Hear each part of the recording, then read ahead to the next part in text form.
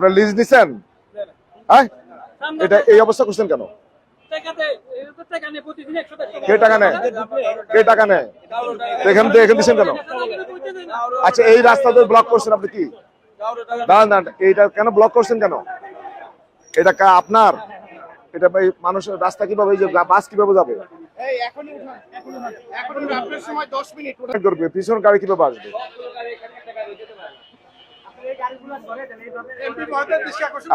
আপনাদের কি? হ্যাঁ, না না, ওনারা তো দাঁড় করে রাখছেন, এইটার ব্যবস্থা কি আপনাদের? এই যে ওনারা অলরেডি দাঁড়িয়ে আছেন, এই ব্যাপারে আপনাদের বক্তব্য কি?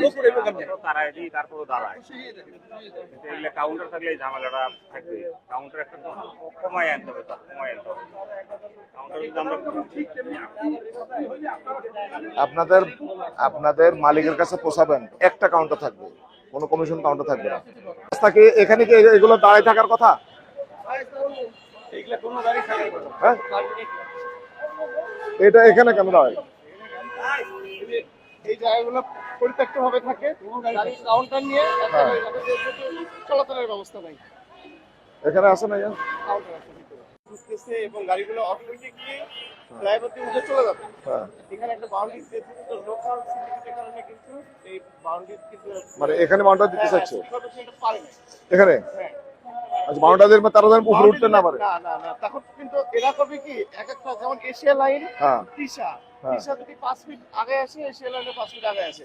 বিশেষ করে সায়দাবাদ এবং যাত্রাবাড়ি এই অঞ্চলকে যানজট মুক্ত রাখা যায়, আরো মৌলিকভাবে ছিনতাই, তারপরে আরো যে সমস্যাগুলো জনদুর্ভোগ হচ্ছে, এই ব্যাপারে আমরা প্রয়োজনীয় পরামর্শ দিয়েছি এবং সকলের পক্ষ থেকে আমরা কিছু আহ্বান করেছি। এখন সরাসরি মালিকদের সাথে, বাস মালিক, কাউন্টার মালিক যারা আছে, ম্যানেজার যারা আছে, তাদের সাথে আমরা কথা বলছি।